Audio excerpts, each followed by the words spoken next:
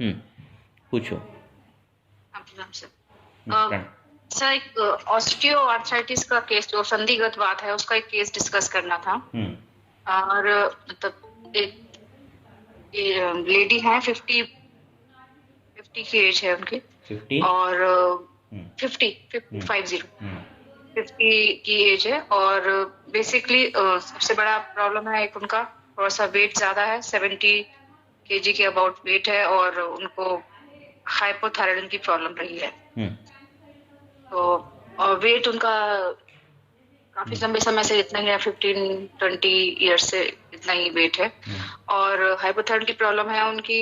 और फैमिली में भी ऑस्टियो की हिस्ट्री है, उनकी हम्म। मदर को है।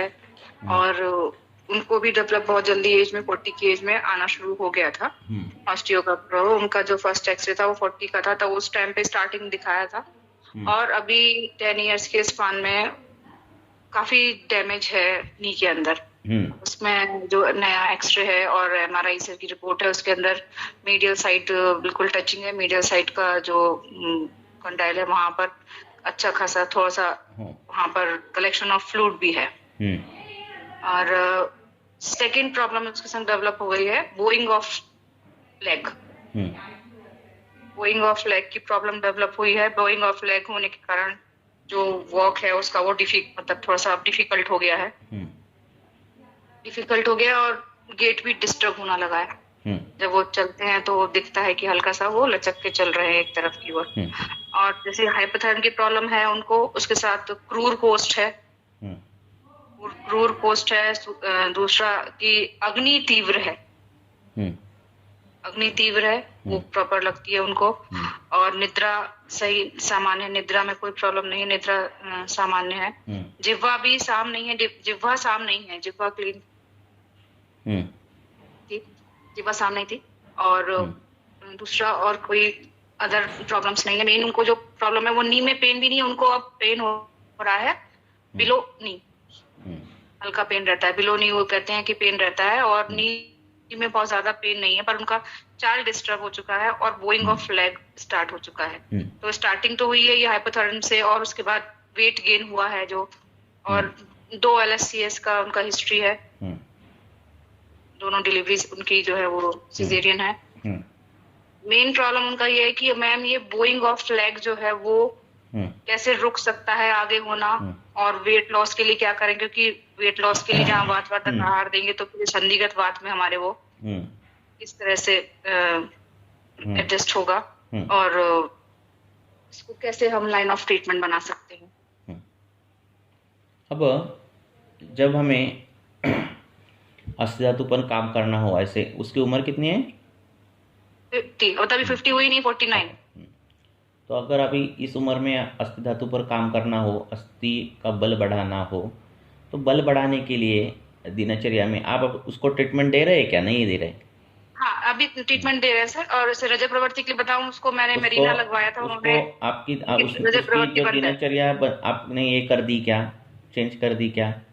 हाँ, दिनचर्या में चेंजेस किए सर। थोड़ा सा उनका सुबह, वो तो निद्रा सही है तो सुबह सही टाइम पे उठती थी, लेकिन उनका दिनचर्या में एक दिवा स्वाप जरूर मिला है। दिवा स्वाप की एक हम्म। उनकी हम्म। बहुत बड़ी हिस्ट्री थी। हम्म। तो वो मैंने उनको मना किया है। और जल मतलब अम्बुपान भी जो है वो भी बहुत ज्यादा था, हम्म। जल ज्यादा पीती थी, तो वो हम्म। जल का पान भी मैंने उनका कम करवाया है। हम्म। तो एक तो ये, दिवास्वा। और विस्टम भी आहार, हाँ, हाँ। विस्टम भी आहार का कोई सेवन नहीं रहा है। हम्म। दधी का सेवन था तो वो मैंने बंद करवाया है, उसकी जगह तक शुरू करवाया है। हम्म। ठीक है। ये सब। तो ये जो लोग हैं ऐसे, जिनके अस्थि इतनी ये हो जाती है, उसका बल कम हो जाता है, तो दिनचर्या में अस्थि धातु पर काम करने के लिए दिनचर्या कौन सी है, दिनचर्या में महत्व में कौन सा है? तो ये पहला अभ्यंग। जब नित्य अभ्यंग आप करने लगोगे तब अस्थि धातु पर बहुत अच्छा काम होगा और अभ्यंग से अस्थि धातु को बल मिलेगा। दूसरा फायदा अभ्यंग का ये है कि जो स्थूल व्यक्ति है उनका मेद जो है, वो जो तेल है वो मेद कम कर देता है, हाँ, मेद का विलयन कर देता है। तो अभ्यंग से दो फायदे एट ए टाइम मिलते हैं। एक, शरीर में सौष्ठव आता है, शरीर में ताकत आती है, मांस धातु अच्छा होता है, अस्थि धातु अच्छा होता है, और अतिरिक्त मेद धातु जो है उसका विलयन होकर फिर वो अलग अलग मार्ग से वो बाहर निकलता है। ठीक है। सर एक तो क्वेश्चन है पहले यहाँ पर। बोलो। सर इसमें तेल का अभ्यंग ज्यादा सही रहेगा या फिर रुक्ष उद्वर्तन, अगर हम लें नहीं मांस रहेगा धातु ना, और। उद्वर्तन हाँ। का भी है फायदा। उद्वर्तनम कफरम मेधसा प्रविलायनम। हाँ, तो उद्वर्तन का भी है फायदा, पर अभी हमें उद्वर्तन से मेद झड़ता है, मेद कम हो जाता है। हाँ, हम्म। और वात बढ़ता है। हाँ, हम्म। तो इसीलिए आयुर्वेदा में अभ्यंग को ज़्यादा महत्व है, क्योंकि अभ्यंग ओके। को दोनों फायदे मिलेंगे। ठीक है। हाँ, वजन का उम्र उसकी तरुण वय है, 40 में है, और हाँ, और वजन हम्म। बहुत बढ़ गया है संतर्पणजन्य आहार विहार से, तो वहाँ हम्म। उद्वर्तन का बहुत फायदा है, क्योंकि वय के हिसाब से जो होने वाली वात वृद्धि है वो होने वाली नहीं है 30 के उम्र में। ठीक है। हम्म। पर अभी इसके उम्र में मेनोपॉज भी आएगा, और एक मेनोपॉज तो हो चुका सर, हाँ हो चुका उन्होंने है, तो ये वात के ही वय में हाँ, है ना। बिल्कुल तो ये बिल्कुल। वात के वय में है। तो अभी इसमें उद्वर्तन करोगे तो क्या होगा, वो मेद तो ये हो जाएगा, पर वात वृद्धि भी होगी। तो हमें दोनों पर हम्म। काम करना है, कफक पर भी और वात पर भी, मेद पर भी और वात पर भी। तो इसके लिए अभ्यंग यहाँ सूट है। हाँ, अगर ओके। तरुण वय है, बहुत स्थूलता आ रही है, संतर्पणजन्य आहार है, खाता है बच्चा, पिज़्ज़ा खाता है, बर्गर खाता है, मेद बहुत बढ़ गया है, तो वहाँ उद्वर्तन बहुत अच्छा काम करता है। हाँ, क्योंकि हम्म। कफ का ही नाश करने के लिए वो क्रिया है। हाँ, वो वात के लिए नहीं है क्रिया। ठीक है ना। तो यहाँ हमें दोनों चीज़ें ध्यान रखनी है। हाँ, ये अतिरिक्त बढ़ा हुआ मेद भी ध्यान रखना है, और अस्थि धातु को भी बल बढ़ा देना है ना। तो सिर्फ लेखन करने से होगा नहीं, है ना। लेखन करने से क्या होगा, वो कफ का तो ये हो जाएगा, पर अस्थि धातु पर कौन काम वाह। करेगा, है ना। ओके। तो ये जो वही तो बोल रहा हूँ, इसीलिए जो तिल तेल का अभ्यंग है उससे दोनों फायदे मिलेंगे। एक तो ये मिलेगा कि मेद भी कम हो जाएगा, और दूसरा फायदा मिलेगा कि अस्थि धातु भी बलवान हो जाएगा। बराबर है। ओके। एक मिनट, यस क्या सर। हमें बाद में वो मैसेज पढ़ता हूँ, आप डायरेक्ट क्वेश्चन बताते जाओ। हाँ, तो ये हो गया अभ्यंग। अब दूसरी बात उन्होंने क्या बोला है। एक तो अभ्यंग है, उसके बाद उनका बोइंग ऑफ लेग का जो डिफिकल्टी, हाँ। जिसके कारण उनको डिफिकल्टी इन वॉक हो रहा है, चलने में डिफिकल्टी है। नहीं, पहले तो ये अभ्यंग चालू करने के बाद क्या होगा, वो बहुत सी कंप्लेंट नील हो जाएगी। हाँ, अब हम्म। उसकी उम्र ज़्यादा है, तो ऐसा नहीं है कि झट से एक दिन, एक महीने में, 2 महीने में ठीक होगी, ऐसे नहीं है। हाँ, उसको अगर हम्म। इस समय उसको बस्ती अगर किया जाए तो भी बहुत अच्छा है। अनुवासन बस्ती और फिर दशमूल की बस्ती, ऐसे अल्टरनेट डे उसको बस्ती किए तो बहुत फायदा होगा। क्यों, उसकी हिस्टेरेक्टोमी भी हुई है ना। हिस्टेक्टोमी सर, उसको मरीना लगवा दिया था, तो इसलिए उसका मेनोपॉज हो चुका, उसके हाँ हाँ, पीरियड्स बंद तो हो गए हैं उसको बिकॉज ऑफ द हार्मोन। हाँ, तो उसको बस्ती भी हम कर सकते हैं। अब इसको क्या है कि अग्नि ज़्यादा है बोल रहे हैं ना, और जीवा साम है। ये क्यों होता है, ये ऐसा होता है कि पित्त वृद्धि जिसमें ज़्यादा होती है जिनमें, तो उनमें अजीर्ण भी होता है, और जो अग्नि है उस पर ये आवरण नहीं कर पाता, क्योंकि वो भी उस वैसे ही गुण का है।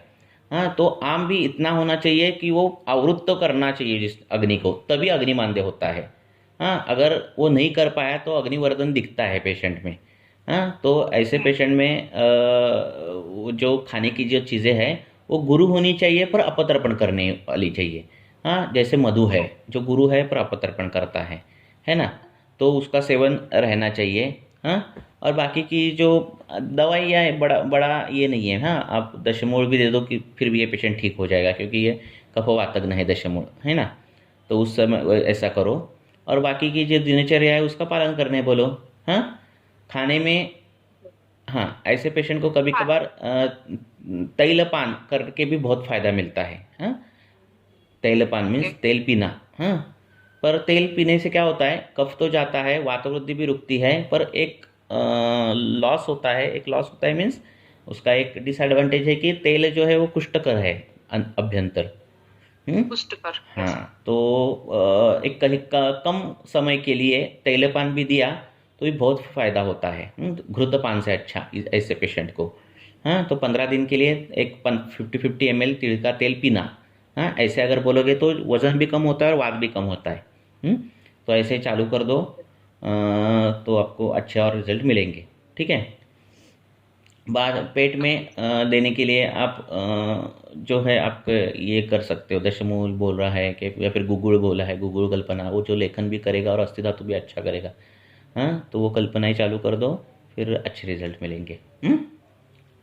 ठीक है। Okay sir. अब फैमिली फैमिली में कैसा रहता है, माता को भी ऑस्टियोपोरोसिस है, इसको भी है, उसके कभी कभार खान पान में भी गलतियां रहती है। रुक्ष अन्नपान खाना, प्रमिताशन रहता है लोगों का, कि सुबह नाश्ता नहीं करते, डायरेक्ट दोपहर को 2 3 4 बजे ही खाना खाते, तब तक पेट में कुछ नहीं रहता है ना। तो ऐसे भी पेशेंट रहते हैं। तो कम खाना ये भी गलत है आयुर्वेद के हिसाब से, और ज़्यादा खाना भी गलत है ना। तो जितना अग्नि है उतना खाना है। हाँ, तो जो आहार जो है वो अग्नि सापेक्ष अग्नि ये बोला है इसको, आहार ही अग्नि बढ़ाता है और अग्नि ही आहार को पाचन करता है, दोनों ऐसा है। तो इस सर हिसाब इसमें से आहार में ऐसा कि जो वातवर्धक ना हाँ हो और कफ का भी वो करे, हाँ, तो मधु मधु हो गया सर। और क्या इसमें से आहार्य यव द्रव्य मधु हम इसको दे सकते हैं। यव और जो हाँ बोलो क्या, सर, जैसे कि जिस रूक्षांग आहार हम लोगों में को जिस क्या भी आप दे प्रोटीन रहे हैं, रोटी दे प्रोटीन रहे डाइट हो, करते हैं ना। हाँ कुछ भी दे रहे हो, उसको तेल लगाना, तेल जाना चाहिए, तेल चाहिए उसको। हाँ, अभ्यंतर घृत से अच्छा। हाँ, घृत भी चलेगा, पर घृत फिर होगा, फिर वो कषाय रस सिद्ध घृत चाहिए, त्रिफला घृत जैसा, जो जो प्रमेय में आए हैं। तो वैसे अगर घृत किए तो भी फायदे हो जाएंगे। ठीक है। हाँ, कषाय रस जो है वो आकाश प्रधान और पृथ्वी महाभूत प्रधान है, तो उसमें स्थिरता भी है और आकाश प्रधान भी है। ठीक है ना। तो वैसे त्रिफला घृत, ऐसे घृत जो अगर चालू कर दिए तो भी अच्छा फायदा होता है। खदिरादि घृत, आसनादि घृत, आसनादि सिद्ध गण, इनका घृत ऐसे किया तो वजन भी कम हो जाए और अस्थि धातु भी अच्छा हो जाता है। इसीलिए वो आभा जो है, आभादि गुगुड़, वो अच्छा काम करता है ना, अस्थि धातु पर। Okay sir. ऐसे। ओके। तो हाँ, सर ये बोइंग ऑफ लेग के लिए कुछ स्पेसिफिक नहीं, ट्रीटमेंट दे अस्थि सकते धातु हैं क्या, अच्छा जो होने के बाद वो सब कुछ ठीक ठीक धीरे धीरे होगा। हम्म हम्म हम्म फिर धीरे अच्छा धीरे मसाज करते समय वो वैसे ले, जहाँ वो वैसे है वो उसको वैसे सर, मसाज कुछ लेप किसी चीज का लेप कपड़ बंद करके, या फिर हम उसको ऐसा लेपन करें जैसे कि वो मृदु हो, और फिर उसके बाद उसको हम थोड़ा सा स्ट्रेट करने की कोशिश करते हैं। कोई ऐसे नहीं, लेप अभ्यंग स्पेसिफिक होते करते हैं जो समय ही करना स्ट्रेट। हाँ हाँ, हम्म क्योंकि श्लोक हमारा क्या बोला है, शुष्कान्यापि काष्ठानि, है ना, ऐसा श्लोक है कि अगर लकड़ी हम्म, ली, कड़क लकड़ी, लगातार स्नेहन हाँ, तो करेंगे उसको तो अगर उसको लकड़ी भी स्नेहन स्वेदन कर दे, नवने वो लगती लकड़ी भी वो ये हो जाती है, बेंड हो जाती है। तो तुम्हारी अस्थि क्या चीज़ है, ऐसा बोला है उन्होंने। है। तो वैसे उस हिसाब से स्नेहन स्वेदन करके करते समय ही उसको जो है वो अस्थि धातु ये करना, ऐसे कर सकते हैं। स्ट्रेसफुल नहीं ओके करना है। ठीक है। ओके। है ना। ऐसे करना प्रणाम ठीक सर, है। एक मेरा प्रश्न है। हो गया आपका पहले पहले वाला। हाँ ठीक है हम्म, सर, थैंक यू। ओके। बोलो। सर मेरा एक केस है, पेशेंट है 59 ईयर ओल्ड मेल पेशेंट है। हम्म, उसका SGOT PT सब चीज नॉर्मल है, बट हेपेटाइटिस बी पॉजिटिव आ रहा है, हम्म, और साथ में उसको ट्राइजेमिनल न्यूरैल्जिया भी है। उसको आधे चेहरे के अंदर करंट महसूस होता है, जिसकी वजह से वो ब्रश भी नहीं कर पाता कई बार। हम्म, पर अभी पिछले 3 साल से वो एलोपैथिक मेडिसिन ले रहा था, हम्म, और लास्ट 3 मंथ से वो आयुर्वेदिक मेडिसिन भी ले रहा है अब। हम्म, तो उससे फर्क ये है कि उसको अब ट्राइजेमिनल न्यूरैल्जिया के केस में उसको काफी आराम है, मतलब कोई अभी करंट महसूस नहीं हुआ है, और उसकी एलोपैथिक मेडिसिन आधी हो गई हैं। लेकिन उसका कॉन्स्टिपेशन का जो प्रॉब्लम था वो अभी तक खत्म नहीं हुआ है। उसको मतलब कोई मेडिसिन लेनी ही पड़ती है। जब वो स्टार्टिंग में आया था तब उसको बहुत ज्यादा कॉन्स्टिपेशन रहती थी, स्टूल बहुत हार्ड और टाइट रहता था, और कई बार 2-2 दिन तक उसको मोशन नहीं होता था, जब तक वो लैक्टुलोज या कुछ लेता नहीं था मोशन के लिए। अब की स्थिति ये है कि वो रेगुलर में लैक्टुलोज के साथ में अविपत्ति का चूर्ण 1 चम्मच ले रहा है, जिसकी वजह से उसको मॉर्निंग में मोशन ठीक ठाक हो जाता है, और रात में उसको लगभग 2 से 3 बार यूरिनेशन के लिए जाना पड़ता है, और मॉर्निंग में भी 5 से 6 बार जाता है वो। बट मेन चीफ कंप्लेंट क्या चल रही है कि पेशेंट की हाइट है 5.4 और वेट है 47 kg। वेट काफी कम हो चुका है उसका। स्टार्टिंग में जब वो आया था तब हाँ। गठित था शरीर और स्किन लटकी हुई नहीं थी, बट अभी जो पिछले 3 महीने से बीच उसका में वो आयुर्वेदिक जो एडमिट हुआ होगा, ट्रीटमेंट, एलोपैथी ट्रीटमेंट चल रही हाँ, होगी।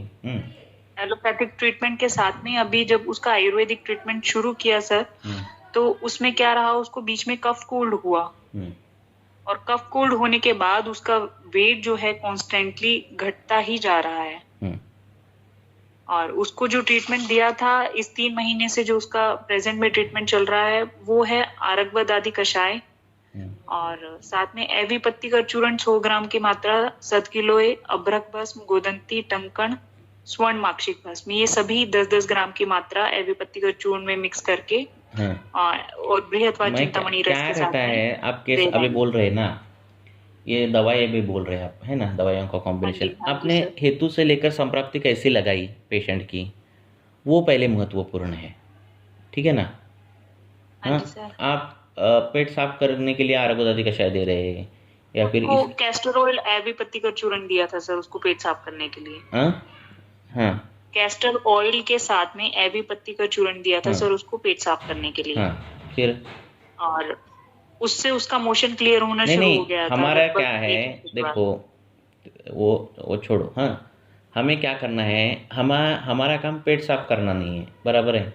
हाँ, हमें क्या करना है, मलबद्धता क्यों आई है, हाँ, और मलबद्धता है तो कैसे है, मीन्स क्या भूख लगती है क्या नहीं लगती है उसके साथ, हाँ, बराबर है। अगर बहुत काल जीर्ण मलबद्धता है, जीर्ण ये कॉन्स्टिपेशन, तो पक्वाशय पर काम करना चाहिए, बस्ती होनी चाहिए ना, ठीक है ना, बराबर है। हेतु आपको व्याधि दिख रहे हैं अर्दित जैसे वात व्याधि, बराबर है। हाँ, कॉन्स्टिपेशन की हिस्ट्री है, बराबर है। में मल का वेगावरोध होगा, क्या होगा, तो उसकी ट्रीटमेंट जो है वो बस्ती है, ठीक है ना।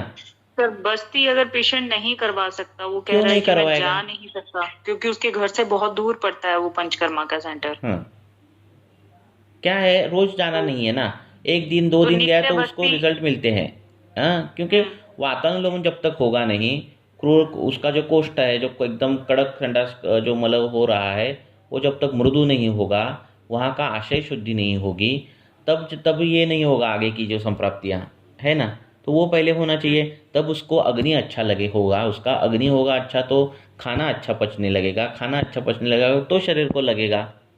आप सिर्फ ऊपर से बल्य औषधि दोगे तो वो उसका बल नहीं बढ़ेगा, है ना, बराबर है। तो कभी भी पेशेंट सर के तो ऐसे केस में बस्ती कौन से द्रव्य से प्लान करें? हाँ, अगर आप अभी इसको क्या करना है, आप उसको एकदम कड़क टॉयलेट को हो रही है, बराबर है ना, हाँ, सर और अभी कड़क नहीं हो रही, आज से वो 3 खा रहा महीने है ना पहले वो हो रही चूर्ण, थी, लेकिन अब तो एवी पत्ती का चूर्ण और लैक्टुलोज से उसको मोशन जो है नॉर्मल हो रहा है, ये ना हाँ, ज्यादा टाइट है ना लैक्टुलोज ज्यादा और पतला है। अविपतिकर चूर्ण कहाँ से ये किया, है ना। देखो क्या होता है, हम इरिटेंट लैक्सेटिव करके अगर हमने काम कर दिया तो क्या होता है, आंत्र फेंक देता है मल को, हाँ, और उसमें क्या होता है, आंत्र थक जाता है। जैसे मॉडर्न में फाइबर ज़्यादा देते हैं और उससे वो लैक्सेशन करते हैं, है ना। तो ये जो पुरस्सरण गति है, पेरिस्टालसिस मूवमेंट है, वो नेचुरल आनी चाहिए, बराबर है। हाँ, तो ठीक है। अगर इतने काल तक किसी भी आशय में मल रहा है, मलबद्धता है, तो आशय पर काम होना चाहिए, बराबर है। हाँ, तो उसको बस्ती होनी चाहिए, तब जाके वात का ट्रिगर कम हो जाएगा। वात का ट्रिगर कम होगा है तो वो अर्दित जैसे लक्षण सब कुछ ये कवर हो जाएंगे, ठीक है। अग्नि अच्छा हो जाएगा, अग्नि अच्छा होने के बाद भूख लगेगी, पचेगा, शरीर को लगेगा, है ना। ठीक है सर। ये तो अभी सब लक्षण ऐसे पूरे फैला कर लक्षण है, बोले है ना, यकृत का अलग हो गया, है ना, ऐसा हो गया। हाँ, तो यकृत दृष्टि भी है, तो ये अग्नि की दृष्टि है। अग्नि दृष्टि क्यों है, क्योंकि ये कॉन्स्टिपेशन का उसका हिस्ट्री में नहीं पहले। तो कभी भी ऐसे सब लक्षण लेकर पेशेंट जब आपके पास आता है तो पहले क्या हुआ था, तो उसका पहला व्याधि उससे पहले ऐसा अगर देखोगे तो आपको स्वतंत्र व्याधि मिल जाएगा कोई तो, कि ये व्याधि के बाद ये लक्षण आने लगे, तो उस व्याधि पर काम होना चाहिए। जैसे आपके पास पेशेंट आ रहा है और ये बोल रहा है मुझे ये था वो था, और उसके पहले मुझे कॉन्स्टिपेशन तो मुझे पहले से ही है, ऐसा पेशेंट बोला कि मुझे बहुत पहले से ही कॉन्स्टिपेशन है, तो ये लक्षण उसका आप निगलेक्ट नहीं करना है, हुई तो मेन लक्षण है। शरीर में मल को कितने टाइम रहना चाहिए और कितने टाइम नहीं रहना चाहिए उसका निर्णय है, बराबर है ना। मल पक्वाशय में उतना एक दिन ही रहना चाहिए, दूसरे दिन रहा तो भी प्रॉब्लम है, और एक दिन में बहुत बार बाहर निकला तो भी प्रॉब्लम है, बराबर है। तो अगर वो ज़्यादा निकलेगा तो अतिसार जैसा होगा, फिर वो अवस्तंभ जो पुरुष का लक्षण है वो कम होता है और फिर शरीर थक जाता है। ऐसा भी नहीं होना चाहिए और ज़्यादा भी नहीं रहना चाहिए क्योंकि वो मल है, बराबर है ना। तो इस पर ये छोटे छोटे जो लक्षण है, कॉन्स्टिपेशन बहुत दिनों से है, ये बहुत दिनों से ऐसे, तो ये लक्षण कभी ये नहीं करना और उस पर पहले काम करना। पेशेंट को पहले जो फॉर्मेट है हमारा, वो कौन से फॉर्मेट में बिठाना, उसका टॉयलेट रोज का रोज होना चाहिए, भूख अच्छी लगनी चाहिए, नींद अच्छी लगनी चाहिए और खाना अच्छा सा पच जाना चाहिए, इसमें पहले बैठना चाहिए। उसके बाद आगे आगे, ठीक है। ठीक है सर। तो वैसे बस्ती सर फिर कौन से द्रव्य से प्लान करूं मैं? आप उसको पहले वातानुलोमन होने के लिए तिड़तेल होगा तो तिड़तेल, उसमें सेंधव डाल के वो कर सकते हो, हाँ। या फिर दशमूलादि तेल, दशमूल लेना, उससे तेल सिद्ध करना और उसमें सेंधव डाल के वो तेल दे सकते हो। ऐसे तेल से अनुलोमन करो, एक 2-3 अनुलोमित बस्ती हो गया, अपना अनुवासन बस्ती 2-3 हो गया, फिर एक निरोध दे दो, हाँ, ऐसा करो, ठीक है। ठीक है सर। अगर बहुत दिन और उसके बाद फिर उसको मेडिसिन शुरू करूं, अभी पहले ना शुरू करूं? हाँ, पहले मेन जिस पर काम है वो पहला करना है ना। ठीक है सर। ठीक है, जहाँ से व्याधि चालू होती है वहां से पहले ये करो। ठीक है, धन्यवाद सर। लक्षण के कभी भी पीछे जाकर लक्षण जितने हैं उतने व्याधि निकालो, ऐसा कभी मत करो। कभी भी मूल व्याधि कौन सी है और इस व्याधि के अनुसार दूसरे व्याधि फिर परतंत्र ये है दोष प्रकोप, तो हमें वो स्वतंत्र है जब वो निकालना है और उस पर काम करना है, ये पहले ध्यान में रखो। हाँ, फिर भी ये केस डिटेल एक पेपर पर लिखो, आप निकालो कहाँ किस हेतु से क्या हुआ, हाँ, ऐसे निकालो और फिर ये करो। अर्दित के जो पेशेंट है, ऐसे फेशियल पैरालिसिस के पेशेंट है, तो उनमें एक एक हिस्ट्री रहती है, तो उसमें उम्र बहुत बढ़ गई है और स्ट्रेस आ गया है, या फिर उम्र ज़्यादा है और कुछ शीत सेवन, शीत वायु सेवन, हाँ, ऐसा बहुत हो गया है, मीन्स ट्रैवलिंग में गए या फिर इसमें गए, क्या हम बोलते हैं उसको, टूर पे गए और बहुत शीत सेवन लिया है मुख पर, ऐसा कुछ हुआ है तो होता है। हाँ, अचानक से कोई स्ट्रेस भी आ गया तो इससे भी हो सकता है। हाँ, और ये सब हेतु है, और हेतु आते कि लॉन्ग स्टैंडिंग कॉन्स्टिपेशन है तो इसमें भी होता है। हाँ, तो ये मल के जो टॉक्सिन्स है वो अगर एब्सॉर्ब ज़्यादा होने लगे अपने आंत्र से तो वो न्यूरोटॉक्सिन्स होते हैं, ऐसे रिसर्च हो गया है। हाँ, तो वो डायरेक्ट न्यूरॉन्स पर, सेंट्रल नर्वस सिस्टम पर काम करते हैं, ठीक है ना, तो उससे भी हो जाता है। तो इसीलिए आप वेगावरोध इसके जो लक्षण दिखोगे, पुरुष का वेगावरोध, तो आपको ये व्यापक लक्षण दिखने लगेंगे। सर एक लास्ट चीज पूछनी है, जैसे अभी पेशेंट का वेट काफी कम है और मैं बस्ती प्लान करूं तो कोई प्रॉब्लम नहीं होगी? कुछ नहीं होगा, क्या होगा, वात वृद्धि के कारण वजन कम हो गया उसका, है ना। हम अनुवासन बस्ती देने जा रहे हैं, है ना। बस्ती जादू करने के बाद अनुलोमन जैसे होगा, उसका मल मृदु होगा, ठीक है, आशय पर काम होगा, अग्नि अच्छा होने लगेगा, भूख अच्छी लगने लगेगी, खाना डाइजेस्ट अच्छा होने लगेगा, ऐसा सब कुछ ठीक ठाक होगा, होना शुरू हो जाएगा। ठीक है, ठीक है सर।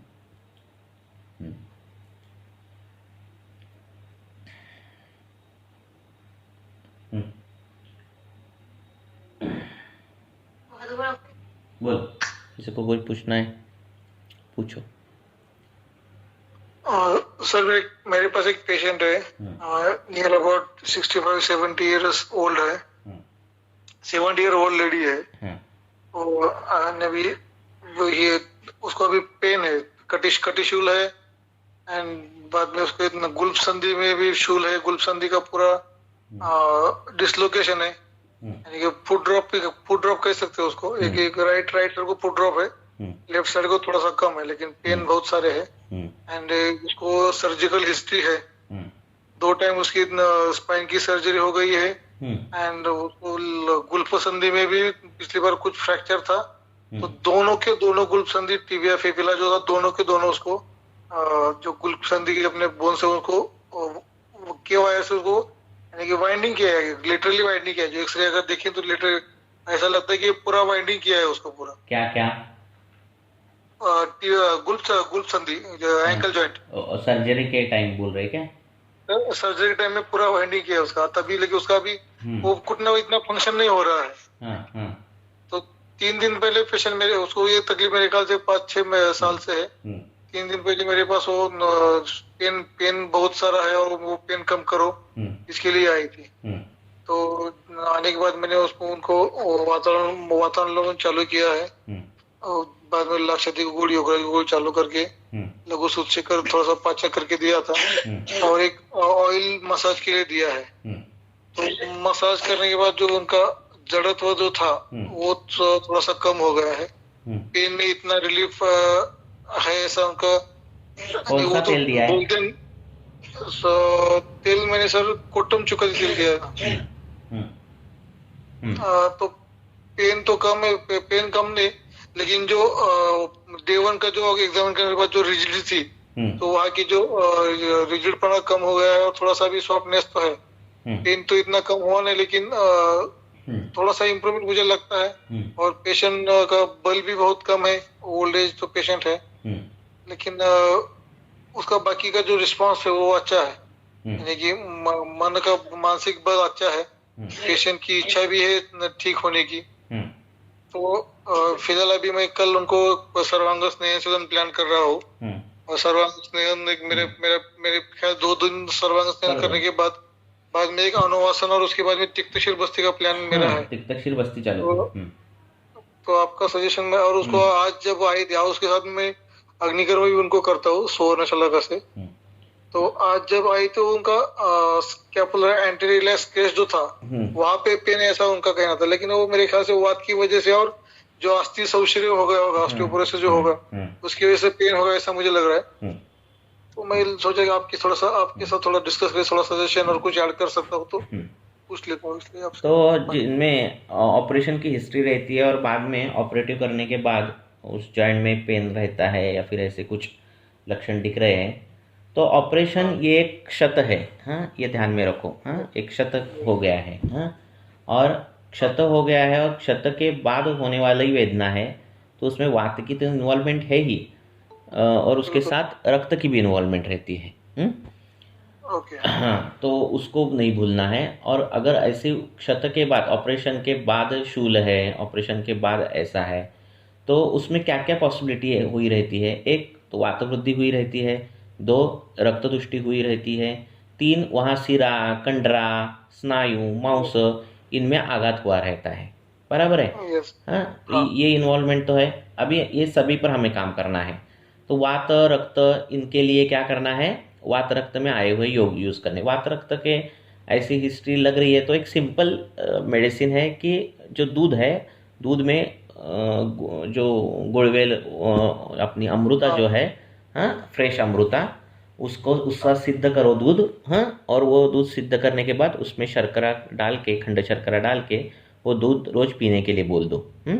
ये इससे क्या होता है? सिंपल योग है, कुछ बड़े ये नहीं है। तो इससे क्या होता है? ये वात की संप्राप्ति, रक्त तुष्टि की संप्राप्ति, हाँ, ऐसी जो संप्राप्ति है, या फिर सिरा कंडरा में गया हुआ वात, ऐसी जो संप्राप्ति है वो ठीक हो जाती है। हाँ, ये इससे अगर वहाँ आरक्त वर्णता है, ऐसा ऑपरेशन हुआ है और बाद में पेनिंग है और वहाँ लग रहा है कि उसको उधर आरक्त वर्णता है, अगर लेप लगाया जाए तो उधर का लेप जो है वो जल्दी सूखता है। हाँ, ऐसे कुछ लक्षणें दिखती है। तेल लगाने के बाद थोड़ा सा ठीक लगता है पर बहुत ठीक नहीं लगता। हाँ, ऐसे कुछ लक्षण है तो वहाँ रक्त का विचार होना चाहिए। तो ऐसा अगर रक्त का विचार हो तो उन्होंने बोला है कि आप ठंडे लेप फिर बाद में गर्म लेप, ठंडे ऐसा आप कर सकते हो। हाँ, जब आपको ये लगे तो आप उष्ण लेप और बाद में शीत लेप ऐसा कर सकते हो। या फिर आप क्या करो कि वात रक्त में जो दवाइयाँ आई है, हाँ, अमृता आई है और बाकी की जो दवाइयाँ आई है उसका सिद्ध, या फिर प्लेन अमृता का सिद्ध जो अगर तेल भी है वो ऊपर लगाया, या फिर पिंड तेल जो मिलता है, तो वो पिंड तेल लगाया तो भी अच्छे रिजल्ट मिलते हैं ऐसे पेशेंट को। और दूसरी बात क्या थी?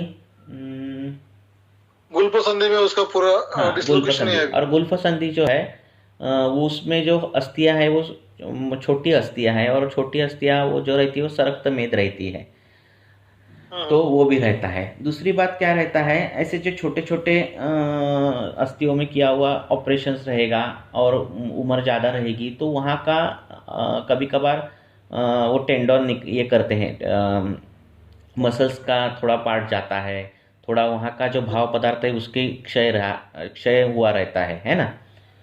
तो वैसे अगर क्षयजन्य वात प्रकोप है उस संधि में, तो उसमें क्या करना है कि अनुपमांस जो है वो दूध में सिद्ध करना है। हाँ, ये शास्त्र में बताया, मेरा नहीं है कुछ। हाँ, दूध में सिद्ध करना है। और पेशेंट है तो मांस तो नहीं ले सकता। हाँ, नहीं खाना नहीं है आपको। हाँ, तो वो दूध में सिद्ध करना है मांस, और वो जो दूध है, हाँ, उसका सिद्ध तेल बनाकर लगाओ या फिर वो दूध ही लगाओ। तो ऐसे अगर करोगे तो वहाँ के जो भाव पदार्थ है जो ऑपरेशन में टूटे हैं या फिर कम हुए हैं, हाँ, तो उसमें वो वृद्धि होने लगती है। हाँ, तो ऐसे ये सब विचार है, उसमें से आप जो आपके पेशेंट के संयुक्तिक जो विचार है वो ले लो और उस प्रकार से जो है ट्रीटमेंट करो। ठीक है। ठीक है। मैं विद्या कर्म भी करता हूँ, तो मैंने शिप्र पर अगर विद्या कर्म करने के बाद पेशेंट बोल रहा है कि कल ही ठीक लगा पर आज बहुत दर्द है, फिर मत करो। हाँ, क्योंकि रक्त कर इन्वॉल्वमेंट अगर होगी रक्त की तो जरूरत नहीं है। हाँ, सिरागत वायु, स्नायुगत वायु, संधिगत वायु, हाँ, तो करना। बिल्कुल। बोलो। ठीक। वात शोणित, इसमें रक्त मोक्ष नहीं करना रहता है। हाँ, पर जो रुग्ण बूढ़ा है या फिर रक्त मोक्षण किसको नहीं करना है बोला है कि जिसमें और पहले ही अशक्त है वो रुग्ण, है ना, रुक्ष है, रुक्ष गुण की वृद्धि दिख रही है, ऐसे में रक्त मोक्षण नहीं करना है। और वो किया तो फिर वो शिरो रोग, मनोविकार, ऐसे कुछ वात विकार, ऐसे विकार जो है, स्नायु विकार जो है वो आ जाते हैं पेशेंट को। तो अगर आरक्त वर्णता है, दाह है, ऐसा आपको लग रहा है तो रक्त मोक्षण नहीं करना है। मैं ज्यादा कंसर्न उस बात के लिए हो कि गुल्फ संधि में जो डिसलोकेशन अभी हुआ है और वहाँ की जो टेंडन का वीकनेस है, उसके लिए क्या कर सकते हैं? टेंडन का वीकनेस है तो मैंने बोला जो ना अनुपमा अंश का दूध में सिद्ध करके लगाना, तो उसका बहुत फायदा मिलता है, क्योंकि उसी भाव पदार्थ को उस भाव पदार्थ वही भाव पदार्थ मिल जाता है। तो जो रिप्लेसमेंट का जो स्पीड है वो जल्दी रहता है।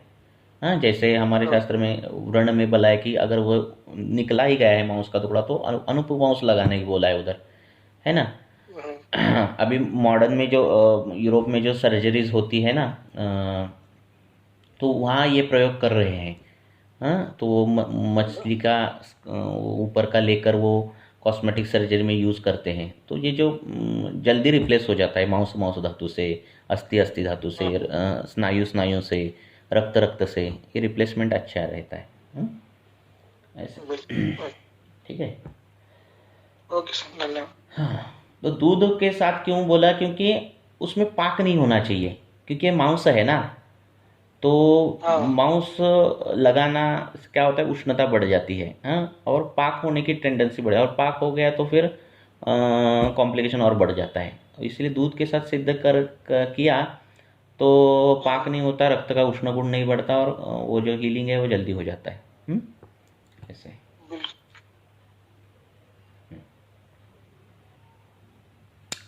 ठीक है, नेक्स्ट पूछो। Good evening sir. हाँ, बोलो सर। कैल्केनियस स्पर या फिर जितने भी डिस्क की डिजीज हैं, जैसे disc degenerative, disc prolapse, herniated disc,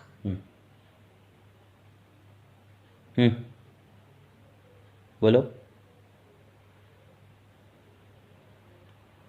hello, आवाज गया इनका कि मेरा गया आवाज? हेलो, उनका गया। हाँ, बोलो सर। कैल्केनियस स्पर या फिर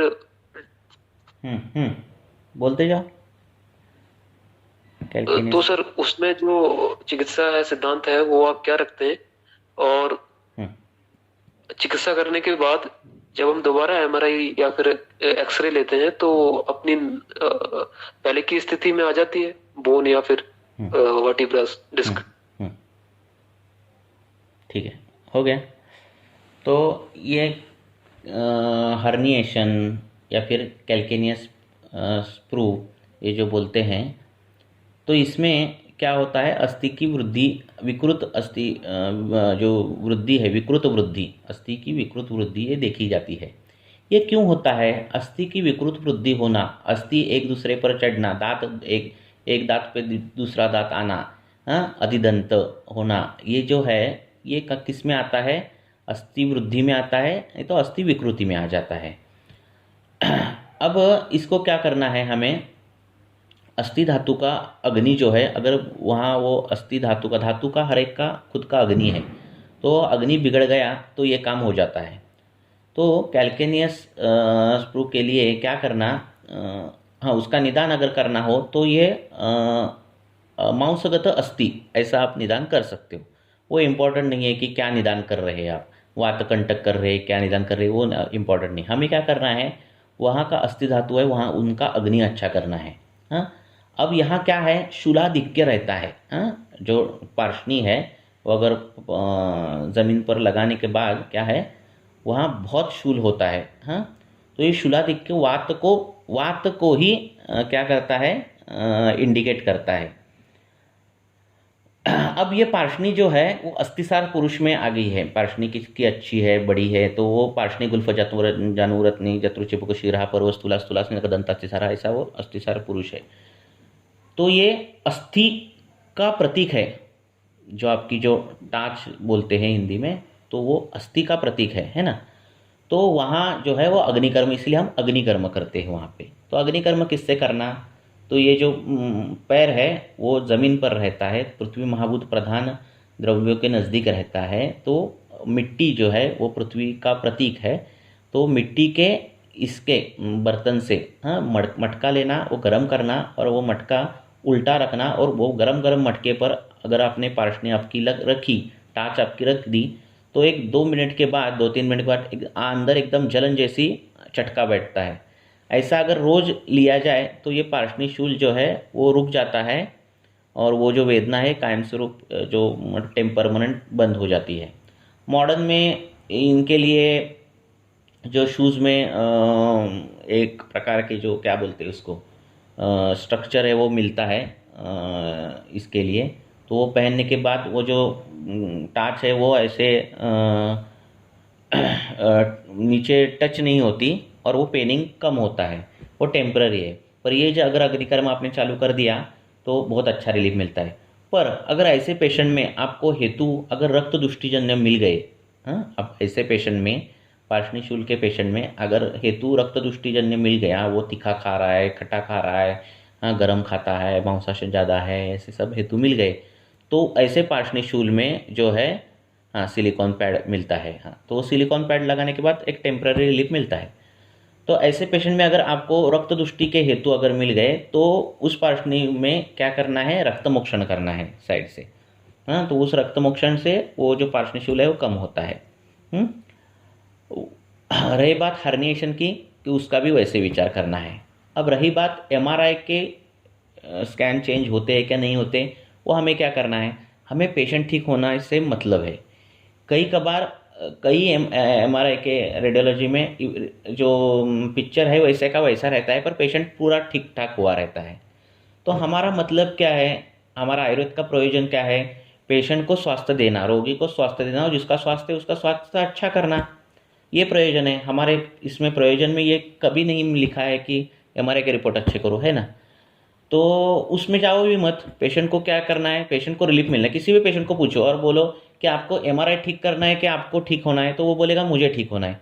ख़त्म, आपको सवाल जवाब मिल गया, उस हिसाब से काम करो, ठीक है।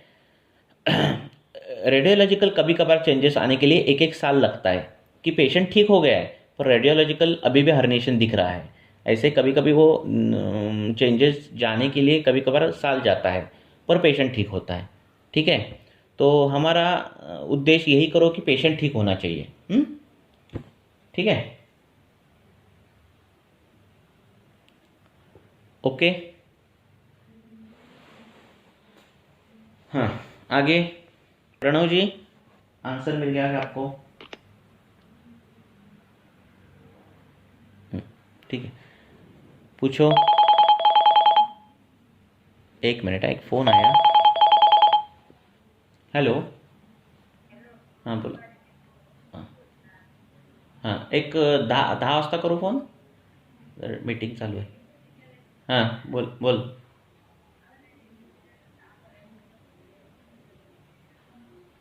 हां, मी औषध मेसेज करतो। हं, हं. हॅलो,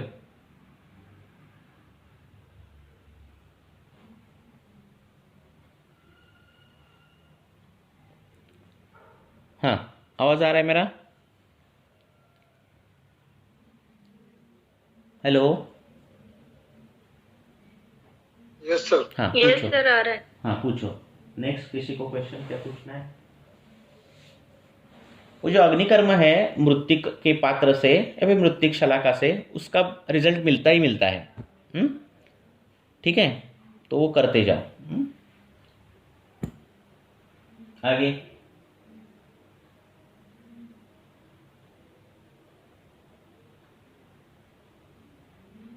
अस्थि क्षयजन्य नहीं है, अस्थि विकृतिजन्य है। हाँ, ठीक है। सर हर्निएशन, ये पोर्टूशन, इन चीजों को रस रक्त मांस मेद के मतलब दो के हिसाब से कैसे समझ सकते हैं? क्या हर्निएशन हुआ है जैसे? नहीं, वो हर्निएशन तो एमआरआई में दिख रहा है ना। हमें क्या दिख रहा है? हमें क्या दिखेगा? पेशेंट क्या बोलेगा? नहीं, सुबह उठने के बाद मुझे स्तंभ रहता है, तो हम उसको कफावृत्तवात करेंगे। वो बोला नहीं, ज़्यादा खाने के बाद कुछ ये होने के बाद मुझे लक्षण बढ़ते हैं, या फिर मुझे ऐसे ऐसे श्रोतरोध बलभ्रंश है, तो हम आमावृत्तवात करेंगे। वो बोला नहीं, बहुत काम बीम करने के बाद मुझे लक्षण बढ़ते हैं, तो हम वो वात वृद्धि देखेंगे। हमें यही देखना है। धातुएं क्या क्या इन्वॉल्व नहीं, मतलब आप ये जो कैसे समझे? हाँ, वही तो बोल रहा हूँ। आप क्या कर रहे हैं, अभी एमआरआई का रिपोर्ट सामने दिमाग में है और अस्थि है वहाँ, माउस से ऐसा हम ये करें, पर ऐसा नहीं करना है। ऐसा कर सकते हैं कि मज्जागत अस्थि, हाँ, या फिर मांसगत अस्थि, ऐसा कर सकते हैं निदान। हाँ, पर हमें जो ट्रीटमेंट जो फाइनल आनी है वो हेतु और ये सब देखकर हमें ये करना है ना? ठीक है ना? तो मतलब क्या है कि आपके पास 2 हर्निएशन के पेशेंट है। हाँ, तो एक कफावृत्तवात का भी होगा और एक धातु क्षयजन्यवात का भी हो सकता है। तो 2 हर्निएशन के पेशेंट की ट्रीटमेंट अलग अलग होगी आपके यहाँ। समझ में आ रही बात? जी सर, लेकिन मेरा प्रश्न अलग है। मैं फिर से चाह रहा हूँ। जैसे डिक्स है, डिक्स को हम धातुओं के लेवल पर उसके एनाटॉमी कैसे समझें? डिस्क की एनाटॉमी कैसे समझे? हाँ, क्या मतलब डिक्स है, उसके भीतर जो भी चीजें हैं और बाकी वहां पर जो है रस रक्त मांस मेद क्या है, उस प्रकार कैसे समझें उसको? ये ऐसा स्ट्रक्चर है जो अस्थि जैसा कठिन नहीं है, हाँ, और माउस जैसा पतला नहीं है। ऐसे समझ सकते हो, है ना?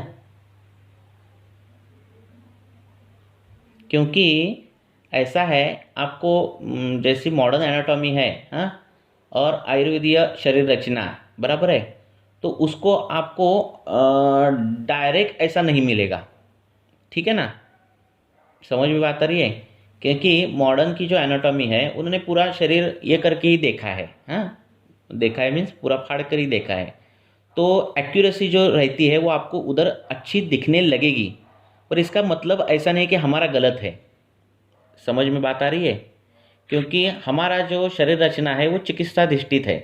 मीन्स क्या, अब आपको यकृत बोला तो लीवर की आपको मार्जिन एनाटॉमी में दिखेगी। बीडी चौरसिया में देखोगे तो लीवर की एंटीरियर ये है सरफेस, हाँ, ये लेटरल मार्जिन है, ये दिखेगा, वो एक्यूरेसी मिलेगी।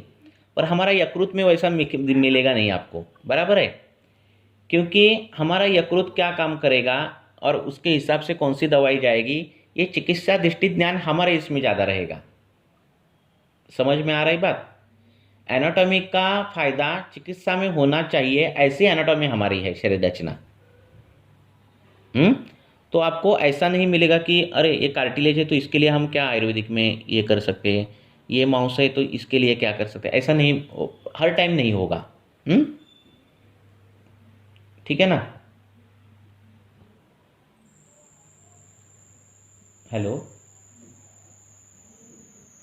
जी सर, ठीक है, थैंक यू। बराबर है, क्योंकि उसको मेद बोल सकते हैं क्या? नहीं बोल सकते, बराबर है। अस्थि बोल सकते हैं क्या? तो वो भी नहीं बोल सकते, बराबर है। हाँ, मज्जा बोल सकते हैं तो वो पूर्ण भी नहीं करती। तो ये सब है ना चीज़ें, ठीक है ना? हाँ, आगे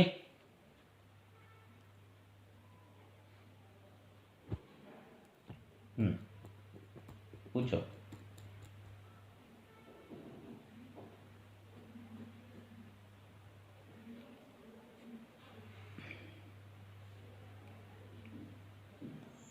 कुर्चास्थी बोल सकते हैं ना उसको, कार्टिलेज। आगे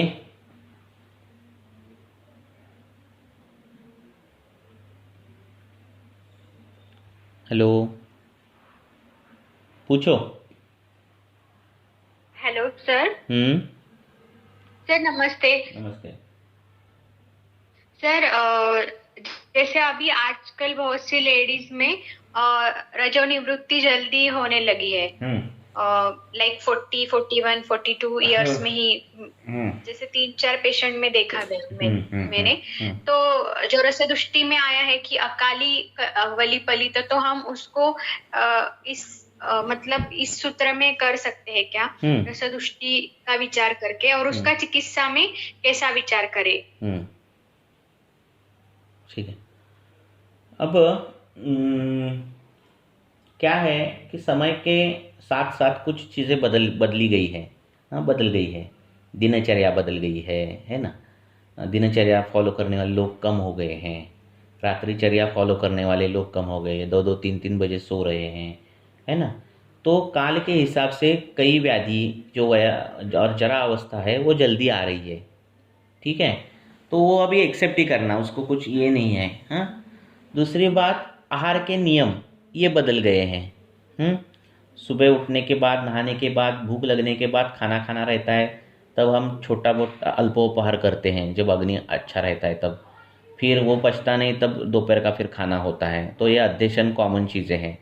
आपको क्या बोलते हैं, योनि अध्याय में, योनि रोग अध्याय में आप जब 2 कारण देखेंगे कि उपदंशादि कारण और योनि विकार के कारण।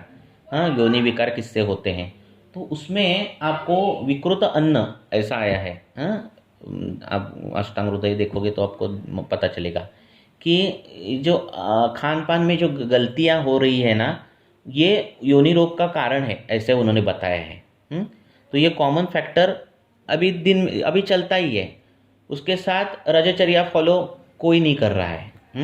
कि बाबा पीरियड है तो पीरियड में क्या करना चाहिए, उसको कड़क इस पर चटाई रहती है उस पर सोना चाहिए, रुक्ष अन्न खाना चाहिए, वो व्रणित है तो उसको व्रण के पथ्य फॉलो करने चाहिए, तो उसको काम नहीं करना है। ये सब जो चीज़ें हैं, है ना, तो वो उसको नहीं करना रहता है, वो करते ही है आज। तो ये सभी फैक्टर कंट्रीब्यूट करते हैं कि जरा अवस्था जल्दी आने के लिए। है ना? ठीक है ना? तो इससे रज खराब होता है, आर्तोदुष्टि होती है। आर्तोदुष्टि ये योनि रोग का कारण बोला है ना? रोज हर टाइम पीरियड में प्रॉब्लम आता है। बहुत से मैक्सिमम लोगों पर, औरतों को ग्रंथि रज रहता है, श्वेत ब्रदर रहता है, और ये ऐसे ही चलता है। फिर आधुनिक वैद्य शास्त्र के अनुसार वो एंटीबायोटिक लेते हैं, ये करते हैं, वो करते हैं, पर ये छोटी मोटी जो चीज़ें हैं कि जिससे आर्तोदुष्टि हो जाती है, इस पर ध्यान नहीं दिया जाता। तो ये लॉन्ग स्टैंडिंग आर्तो दोष जो है वो योनि व्यापद निर्माण कर देता है।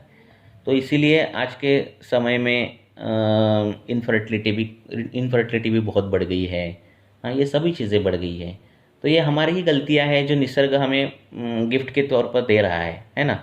निसर्ग के जो नियम है वो उसका पालन नहीं हुआ तो ये सब जो रोग है वो आने ही वाले हैं, है ना। यही था ना प्रश्न आपका? मुझे याद ही नहीं प्रश्न। हाँ सर, यही था। और फिर ऐसे पेशेंट में हम क्या दे सकते हैं? जैसे उनको बहुत सारे लक्षण भी रहते हैं, अलग अलग लक्षण रहते हैं कि जैसे अंगमर्द रहता है, तो उसका कोई स्पेसिफिक हमें कल्प देना चाहिए? किसमें? या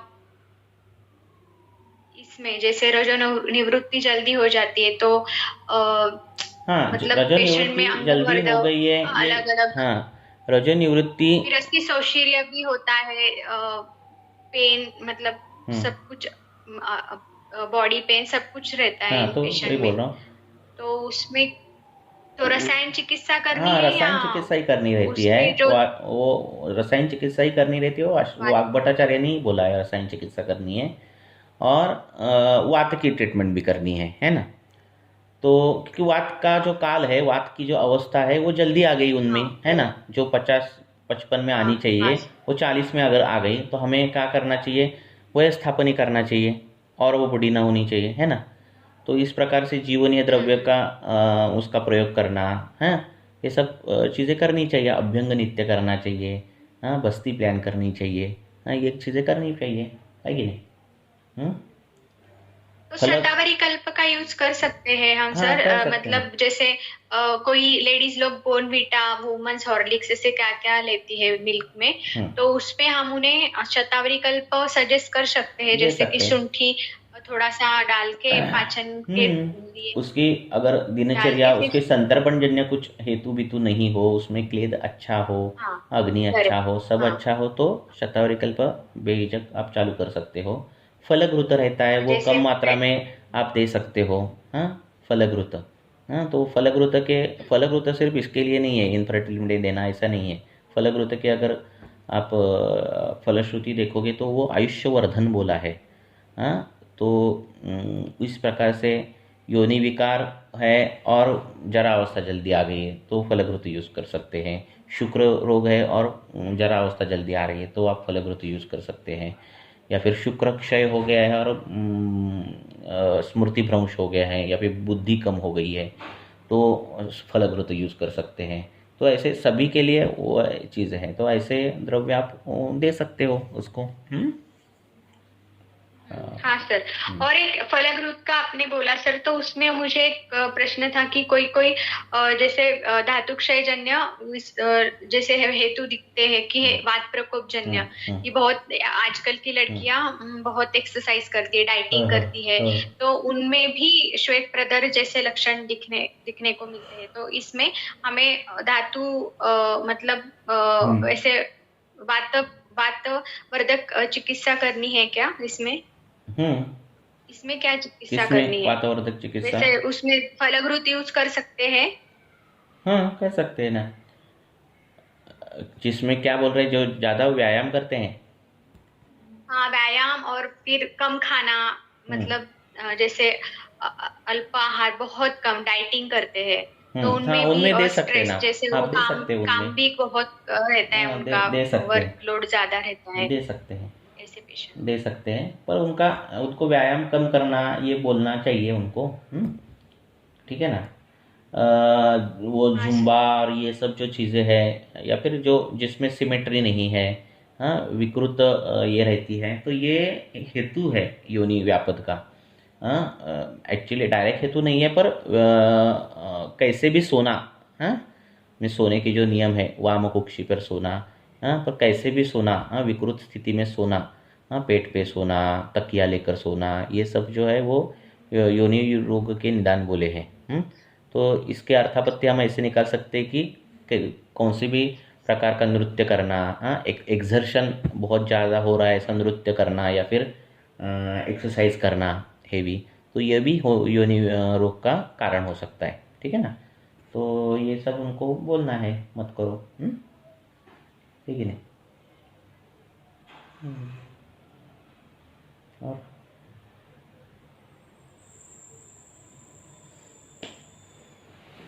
आगे? ठीक है sir, thank you sir. Okay, अभी एक क्वेश्चन लेंगे और रुकेंगे आप, बोलो।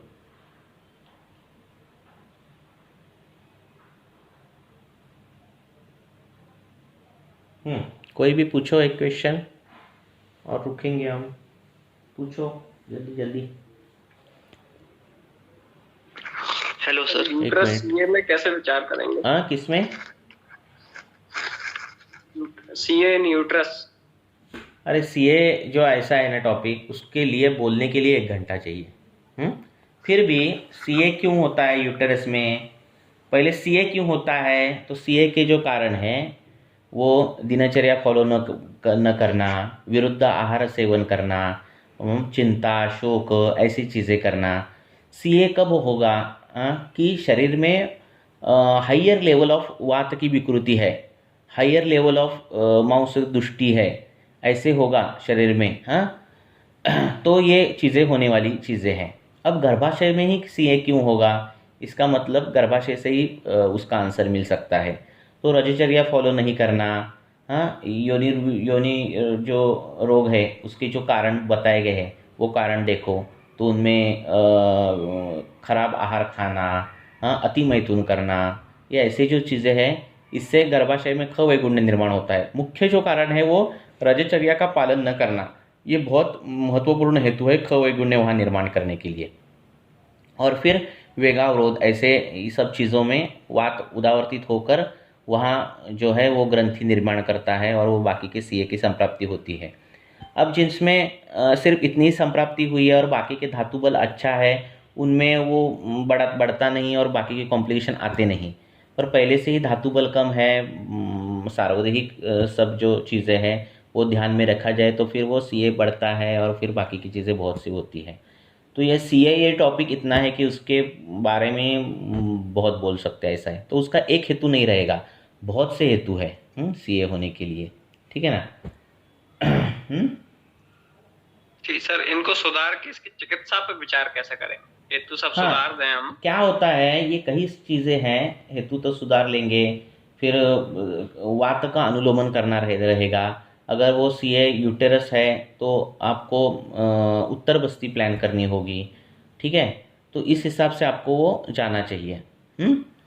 दूसरी बात क्या है, ये सब चीज़ें हैं सीए होना या फिर ये जो चीज़ें हैं उसकी संप्राप्ति बहुत कालों से चली आ रही रहती है और फिर वो पता चल जाता है ये सीए है ना। तो अब क्या होता है, इस समय में कभी कभार सीए बड़ा रहता है और उस स्टेज रहती है कि ऑपरेशन सर्जरी करना, तो वो सर्जरी शल्य को ही हम ये करते हैं कि उधर ही जाना है ना। कि कई बार क्या होता है वो हालत ऐसे रहते हैं कि आप दवाई से नहीं काम चला सकोगे, बराबर है। तो वो बड़ा है और प्रॉब्लमेटिक आगे होने वाला है, तो उसको ये करो, क्या करो, सर्जरी पर। अभी 65 ईयर ओल्ड पेशेंट है तो उनको जैसे ऑपरेशन करने को भी मना कर दिया है एलोपैथी में, ऑपरेट भी नहीं होगा। तो अच्छी बात है। तो उनको ऐसे लोगों को क्या करना है, मस्त पहली बस्ती दे दो। क्यों? क्योंकि गुल्म में इसमें बस्ती आई है पहली, तो उसको बस्ती पहली प्लान कर दो, तो वात कंट्रोल में रहेगा, ओल्ड एज है। और फिर उसको नित्य अभ्यंग ये सब चालू कर दो। उसका खान पान जो है वो अच्छा रखो। पानी है जो कल्पना है वो आप उसको आम नहीं निर्मित होनी चाहिए, नित्य वातानुलोमन होना चाहिए, शरीर के धातुओं का बल बढ़ना चाहिए, अग्नि अच्छा रहना चाहिए, नींद अच्छी रहनी चाहिए। नींद सर साथ में पायोमेट्रा प्लस है, तो उसको कैसे समझेंगे हम? पायोमेट्रा क्या है? पायोमेट्रा मतलब वहां पर सड़न हो गई है पायोमेट्रा, हाँ, तो वो पस हो गया है वहां पर। पस हो के वो पूरा पायोमेट्रोसिस हो गया है, तो वहाँ पस हो गया है। तो क्या हो गया, ये पाकावस्था है। पाक कब होता है? पित्त के उष्ण गुण के कारण, तीक्ष्ण गुण के कारण होता है। वहाँ क्लेद दृष्टि है, माउथ दृष्टि है, ऐसा हुआ तो होता है। तो ऐसे में हमारे व्रण में बोला है कि पित्त को पहले जीतना चाहिए। क्यों? क्योंकि उसको अगर नहीं जीता तो वो पित्त जो है वो मांस को, स्नायु को, अस्थि को भी सड़ा देता है और असाध्यता की ओर लेकर जाता है, ऐसे बोला है। तो पहले क्या करना है, पित्त को ये करना है। तो पित्त शामक और वात शामक ऐसे उपचार उसको चालू कर दो। तो फिर वो पस फॉर्मेशन वो धीरे धीरे कम होते जाएगा। उसके योनि को धावन करने बोलो। हाँ, योनि धावन अगर आप वहाँ शक्य है तो योनि धावन करना है। उसमें अमृता, त्रिफला और दंती मूल, हाँ, ऐसे योनि धावन में द्रव्य आए हैं। हाँ, उसमें आप पित्त शामक द्रव्य ऐड करके उसका धावन कर दो, ठीक है। और जहाँ तेल लगाना है, पिचु धारण अगर करना हो तो शीत द्रव्य से सिद्ध तेल जो है उसका पिचु धारण करने बोलो। हाँ, तो ऐसे करोगे तो पित्त शमन भी हो जाएगा, वात शमन भी हो जाएगा, और आप वो जो बीमारी है वो बहुत काल तक उसको याद पे कर पाओगे। सेवन करने के लिए क्या दे सकते हैं? किसके लिए? और सेवन के लिए क्या दे? ये तो एक्सटर्नल ट्रीटमेंट। हाँ, सेवन करने के लिए वही वात शोणित अध्याय की जो द्रव्य है वो दे दो कोई भी। हाँ, क्योंकि उसको पाक अवस्था भी है ना। हाँ, तो उसको उसका वजन कितना है वो सब मुझे मालूम चाहिए। हाँ, वजन कितना है क्या है। हाँ, तो उसको 50। हाँ, वो पतला है वो, ये वजन कम है। नहीं 50 अवस्था तो माता जी है 65 प्लस। हाँ। और शरीर भी इसी तरह से है 50 वेट है। और बाकी अदर कोई सिम्टम नहीं है, केवल दर्द रहता है पैरों में, कमर में दर्द रहता है। हाँ, और वो योनि भाग में दर्द रहता है? नहीं, वहाँ कुछ नहीं। हाँ, कुछ नहीं, हाँ, पैर को दर्द रहता है तो उसको ये जो है वो सिद्ध घृत उनको दे दो। हाँ, कम मात्रा में दो, उसका अग्नि भी बढ़ना चाहिए और घृत का पाचन होना चाहिए, ऐसे घृत दो। उस घृत में दशमूल डाल दो, अश्वगंधा डाल दो, शतवावरी डाल दो, जीवनीय द्रव्य सिद्ध कर दो, और ऐसे जो घृत है वो चालू कर दो। अगर घृत नहीं डाइजेस्ट हो रहा है तो ये जीवनीय गण सिद्ध दुग्ध उसको चालू कर दो। ऐसे करो, फिर वो बहुत ही मात्रा में हम उसको ये कर पाएंगे। ठीक है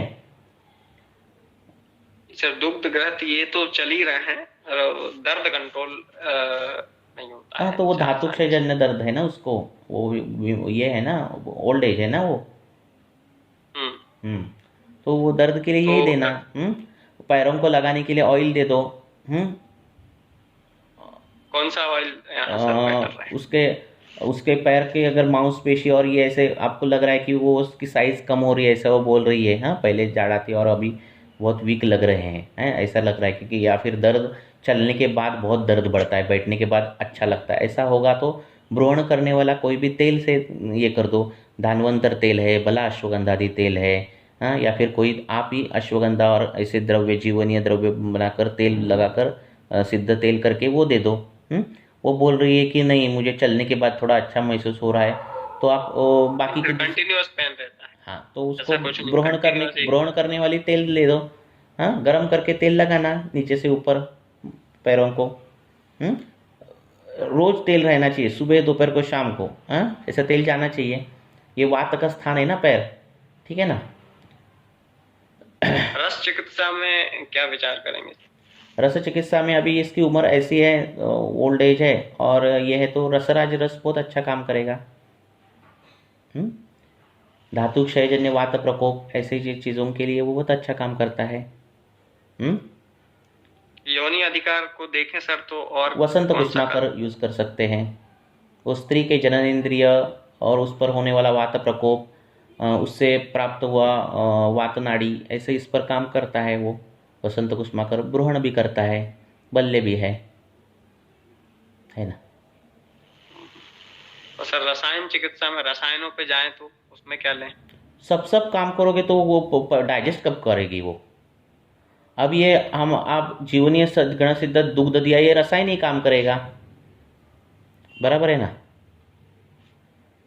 पहले उसका अग्नि अच्छा करो। सर इसके हेतु जो रोग की शुरुआत को पकड़ें तो सर प्रसूति चर्या के बाद, रजचर्या, ज्वर, प्रसूति के बाद, प्रसूति के समय उनको ज्वर हुआ था और उस समय यूरिनेशन में प्रॉब्लम हुई थी, यूरिन रुक गई थी, रुक के हो रही थी, बुन हो रही थी। ऐसा हुआ था उनके कब? फर्स्ट या सेकंड बच्चे के समय। उसके बाद कुछ समय वो दवा लेके ठीक हो गया और कुछ समय तक फिर चलते भी रहा अपने आप ऐसे ही, और अपने आप ठीक भी हो गया। तो वो चीज मतलब हेतु में एक चीज आई है कि वहां से संप्राप्ति बनना शुरू हुई है। हो सकता है ना, क्योंकि ऐसे सीए की संप्राप्ति तो एक झटके में होने वाली नहीं है ना, तो बहुत काल तक वो लेगी संप्राप्ति। पर अभी क्या होता है कि कई व्याधि ऐसे कि अभी हेतु बहुत पहले हुए हैं और अभी संप्राप्ति ऐसे ऐसे हुई। अभी व्याधि पर काम करना बहुत इम्पोर्टेंट है। हाँ, अभी तो वो हेतु गया, अभी तो वो हेतु वापस होने वाला नहीं है, तो हेतु विपरीत तो कुछ होने वाला नहीं है काम। अब ये सब व्याधि विपरीत ही काम होगा, है ना। और दोष जो है अभी उसका वय का हिसाब लेते हुए वो सब हेतु पर वात पर पित्त पर ऐसे काम करना रहेगा, है ना। बीच बीच में ऋतु चेंज होगा तो प्रकोप चेंज होगा, तो उस हिसाब से उसको तब द्रव्य बदलने हैं आपको। ऐसा नहीं है एक ही द्रव्य देकर वो सालों साल ले रहे, ऐसा भी नहीं होगा, है ना। तो ये बहुत काल तक होगा काम। ठीक है। संप्राप्ति को देखें तो संप्राप्ति भंग करने के लिए उसको भी कुछ साथ में उसको देखते हुए भी लेंगे क्या कुछ द्रव्य? दूध है, गाय का दूध जो है वो उसको साथ में होगा, ठीक है ना। और सर्वधातु ये करेगा। तो वही दूध देना तो उससे अच्छा सिद्ध दूध दे दो। ठीक है ना। ठीक है, किन किन द्रव्यों से सिद्ध करेंगे? जीवनीय द्रव्य से, शतावरी से करो, अश्वगंधा से करो। व्याधि प्रतिनिधि में क्या ले लें सर? व्याधि है ना उसकी, तो उसको वातानुलोपन करना है और मांस पर काम करना है। तो वातानुलोपन के मैंने बोल दिया कि बस्ती दे दो या फिर अभ्यंग कर दो, उसको नित्य अभ्यंग चालू कर दो, योनि पिचू रखो, है ना। और मांस धातु वर्धन के लिए ये सब देना है। ठीक है ना। ठीक है, ओके, थैंक यू। और चलो, और क्या है, खत्म? Hello sir. बोलो, अभी ये लास्ट क्वेश्चन। बोलो। मेल पेशेंट है 28 ईयर और वेट है उसका 52 मेल 28। हाँ, और वेट 52 kg है। 52। हाँ, और ज्वर के बाद उसे संधिशूल हुआ है और वेट लॉस हुआ है। अभी उसका वेट है 45 kg है। कौन सा ज्वर था, कब हुआ ज्वर? रात को उसे ज्वर आया था, 2 दिन का ही था। फिर लेकिन मतलब मेडिसिन्स, मतलब एलोपैथी की मेडिसिन्स लेके उन्होंने कम किया था। तो उसके बाद संधिशूल हुआ है, मतलब लेफ्ट साइड के पैर में ही दर्द होता है बहुत। लेफ्ट साइड के किसमें दर्द होता है? पैर में, संधियों में। और उस ज्वर के बाद वेट कम हुआ है उसका, 5 से 6 kg वेट कम हुआ है। तो उसे मैंने मतलब दीपन पाचन दिया है, वातानुलोमन किया है, और अभी उसे मतलब उसका मल मूत्र ठीक है, भूख भी लगती है, और अभ्यंग के लिए भी तेल दिया था। तो अभ्यंग के बाद उसे अच्छा लगता है और थोड़ा सा ब्रोहन भी दिया था। अभ्यंग के बाद अच्छा लगता है, अच्छी बात है। हाँ। फिर और मतलब ज्यादा थोड़ा बहुत भी चलता है तो पेन होता है पैरों में।